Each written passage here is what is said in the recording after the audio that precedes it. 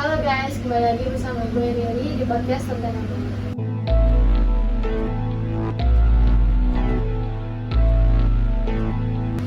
Malam ini kita kedatangan tamu spesial nih yang bakal ceritain pengalaman horor yang mereka dapetin saat mereka beda-beda. Ada yang naik gunung, ada yang emang benar-benar punya pengalaman sendiri. Jadi sebelum itu kita perkenalan dulu nggak sih? Halo, nama gue Mika dan gue Manda. Sebelum kita lanjut, kesibukan apa sih sekarang yang mau lakuin? Terus apa kabar lu? Untuk kabar gue sekarang sih sehat ya, alhamdulillah. Maksudnya masih bisa datang buat ke podcast ini. Terus kalau untuk kesibukan gue sekarang, palingan kan gue pelajar, jadi kayak sekolah, nongkrong, main, kerja gitu aja sih. Sama sih, gue juga kayak Mika ya, pas hari ini cuma sekolah, kerja. Jadi malam ini kita bakalan dengerin cerita dari Meika dan Manda buat ceritain pengalaman horor yang mereka dapetin. Pertama, boleh kalian lu nih yang bakal ceritain apa sih? Jadi tuh awalnya pas penghujung tahun, gue sama temen gue tuh mau liburan. Temen gue kayak pengen berhenti di rest area, posisinya gue yang bawa mobil. Dia tuh pengen ke toilet gitu kan. Nah terus posisinya gue di mobil sendiri kan, bener sendiri gitu di rest area. Terus tiba-tiba dari jendela kanan ada yang ngetok gitu, ada yang ngetok. Nah kayak gue kaget karena gue bener takut karena di situ tuh perawakannya itu tuh kayak nenek-nenek, tapi bukan nenek-nenek, gimana ya? Kayak umur 50-an gitu, terus kayak tua gitu lah. tua. Mukanya tuh kayak ngelupas, terus kayak kurus kering gitu, kayak tengkoraknya tuh kayak kelihatan gitu. Terus Luka gue, bakar gitu. iya luka bakar gitu. Terus gue tuh kayak refleks, anjir nih apaan? Gue kayak langsung bener kayak istighfar, terus kayak gue langsung keluar. Nah pas keluar gitu, terus gue tuh kayak ketemu kakek-kakek gitu. Gue pikir kayak orang-orang yang ada pengunjung juga rest area situ juga. Kayak gue nggak, pokoknya gue duduk di situ. Nah terus dia ketemu gue, mungkin karena muka gue tuh kayak takut gitu kan. Terus dia nanya, Neng kenapa mukanya kayak ketakutan gitu kan. Terus dia bilang, enggak gue nggak kenapa-napa, emang kesininya sendiri apa berdua? Saya sama teman saya pak berdua, tapi teman saya ke toilet. Oh terus akhirnya gue mencoba itu nanti di jalan gitu, nggak di jalan sih, kayak di pinggir-pinggir rest area gitu. Terus bapaknya di situ tuh mulai cerita. Terus dia cerita katanya di rest area itu dulu tuh ada kayak bekas kecelakaan gitu, kayak kecelakaan kayak bus damkar gitu. Ya bus kayak gitu pokoknya deh. Terus katanya itu dibilangnya warga sekitar itu nggak makan korban jiwa, tapi ternyata kata bapak itu ada korban jiwanya.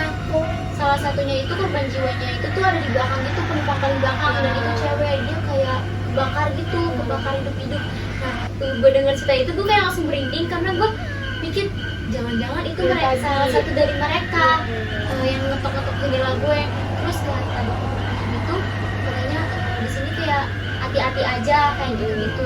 Gue di situ kayak takut banget. Terus tiba-tiba bapaknya tuh kayak gerak-geriknya itu mulai aneh gitu, ya mencurigakan. Terus kayak muka bapaknya tuh juga pucat gitu. Gue di situ kayak udah berusaha berpikir jernih gitu, maksudnya tuh mungkin itu bukan setan kali ya. Tapi di situ tiba-tiba dia ngomong kayak gini, akhirnya bapak punya keperluan lain. Terus soal tadi yang yang nakut-nakutin Neng itu istri bapak, maaf ya. Gue itu kayak langsung merinding banget. Ternyata itu anjir, itu juga plotis banget. Ternyata kakek itu tuh suaminya, dan itu juga meninggal. Gue langsung merinding. Gue langsung bilang ke teman gue, dan gue langsung kayak naik mobil. Di situ langsung pada kayak langsung gue teman gue langsung naik mobil, gue bener-bener ketakutan. Oh jadi bener itu dia ya? Berarti korban Korban ya? dari salah satu bus itu. Serem banget sih, bener-bener kayak gak nyangka banget. Ternyata tuh kayak warga kan juga ngomongnya nggak ada korban jiwa. Ya tiba-tiba ada korban gitu. Terus mungkin kayak awalnya juga nggak tenang atau gimana, karena mungkin dia nggak nyampein apa gimana. Ada yang mungkin ada yang ngeganjel apa yang semuanya belum tersampaikan itu cewek. Paling seru juga sih ya cerita dari Mika.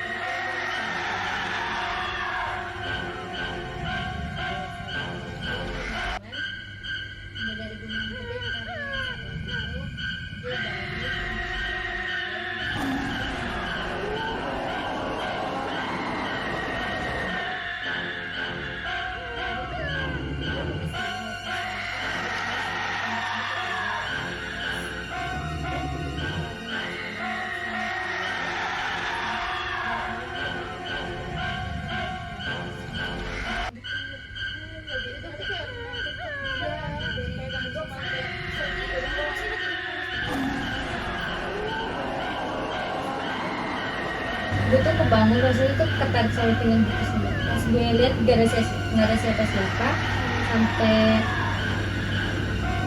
gue kayak ngerasa ngeganggu, terus gue teriak siapapun lu jangan ngeganggu tidur gue gitu kan.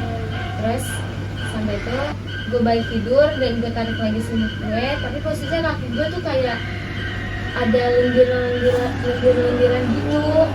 Terus pas gue lihat ada kayak sosok kayak hitam gede, matanya merah iya, terus lidahnya panjang. Abis itu kayak gue mikir langsung ini tuh kayak sosok dulu gitu.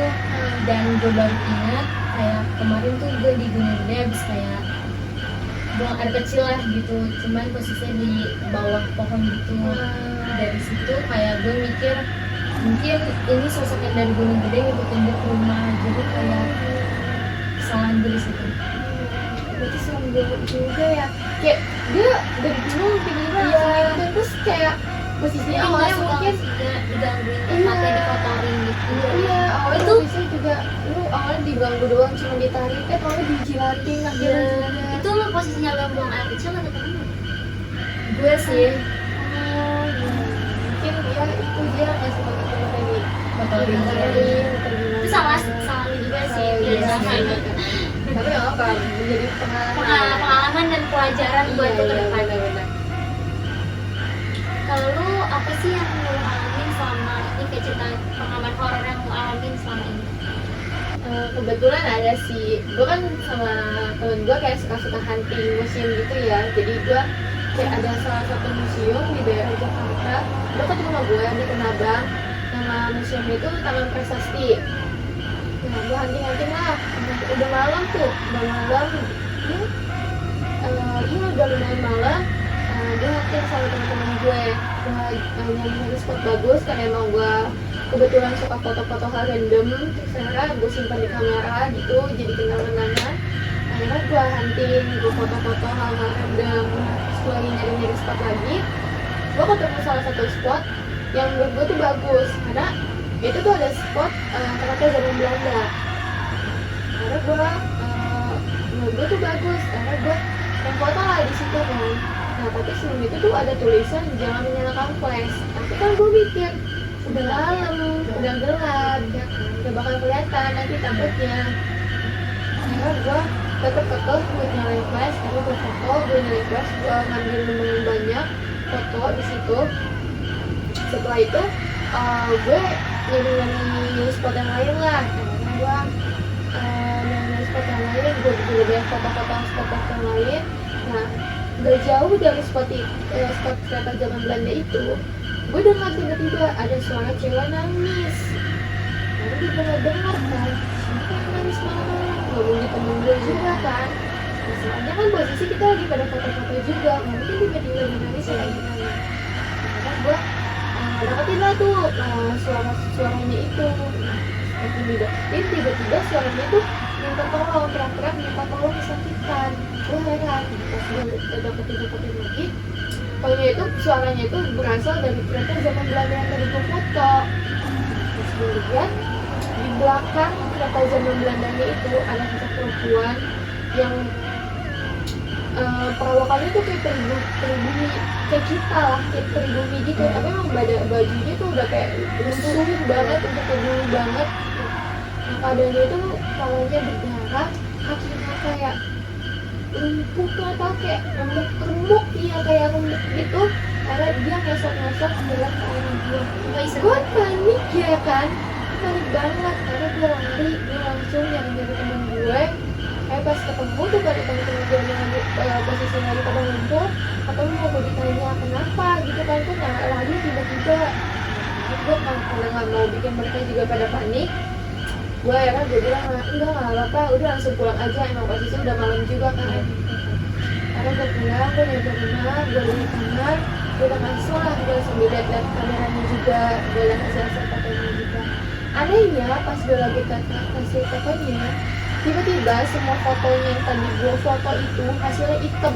Gak ada satupun yang Gak ada satupun. jelas. Iya, bener-bener hitam semua. Iya, kayak blue yang ngeblur atau cuman putih atau apa tuh nggak ada. Hitam, bener-bener yang hitam. Gue heran kan, maksudnya gue dari tadi banyak foto banyak banget, apalagi pakai flash kan, gak Pas mungkin jelas jelas. juga jelas kan. Iya jelas kan, kalau di foto tiba-tiba kan ada hasilnya dulu Iya, kan. iya, iya. Itu juga jelas. Iya dia jelas, terus habis itu gue keheran sendiri kan, gue pada semua itu semua, bener-bener kayak rasa sia-sia lah gue udah malam-malam di sana gitu kan. Setelah gue keheranan itu tiba-tiba dari luar luar pintu gue dengar ada suara cewek nangis, beneran siapa nangis gitu kan, malam-malam gini siapa nangis di rumah gue, karena posisinya orang rumah juga udah pada tidur.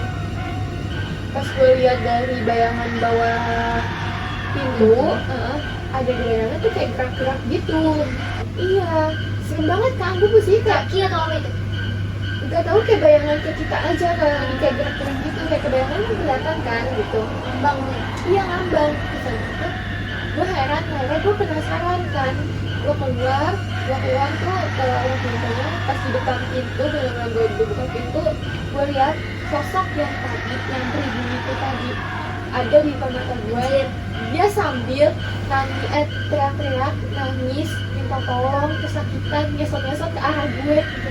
Berarti dari dia musim ke rumah lu ngikutin ya? Iya, makanya gue serem banget di situ. Gue posisinya udah nggak tahu apa, gue nggak sadar lagi. Gitu. tapi itu karena lu inget-inget karena kan di situ kan sebelumnya ada warning ya, Iya, tulisan ada ada. warning. Kayak itu sih, itu karma juga. Maksud gua kayak apa sih, pelajaran juga kayak ada yang larangan yang nggak boleh harus Iya, makanya tuh ya semua tempat punya punya larangan. larangan, Jadi peraturan ya, juga. sebisa mungkin kalian semua guys, Kalau kalau ada larangan jangan dilakukan. iya, karena mungkin Karena takut semua kita berpercaya nggak percaya, pasti setiap tempat itu pasti ada penunggunya. Iya benar. Sekian, sampai di sini dulu podcast kita. Kita akhirin aja kali ya. Iya. Udah terlalu lama juga Iya. kita cerita. Semoga kalian semua bisa dapat pelajaran yang dari ceritanya Meika, dari ceritanya Amanda juga. Jangan sembarangan kalau di tempat-tempat terbuka atau apa yang kita nggak tahu tempatnya. Pelajaran dari cerita gue juga, yang kalau udah ada warning jangan tetap batu, tetap Iya. dilakuin gitu kan. Jadi terima kasih semuanya, bye.